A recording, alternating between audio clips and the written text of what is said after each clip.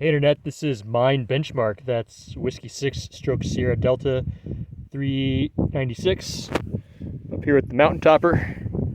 And yeah, this is actually above a mine, so straight down there's some old ruins of some mining operations. And I guess that's why it's called Mine Benchmark. Up here is the actual benchmark to measure off of. I didn't catch a date on it, maybe I didn't look at it that hard.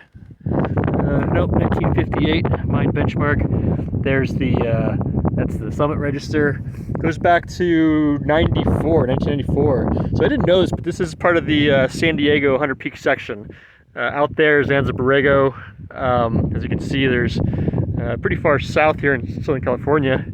Mexico's that way, and then over on that ridge is San Diego. Beautiful hike up here. I wasn't expecting it to be this nice. I really like it up here. Although it's getting towards the end of the day, I need to head down. So it was a short activation for me, but you know, it's kind of out in the middle of nowhere.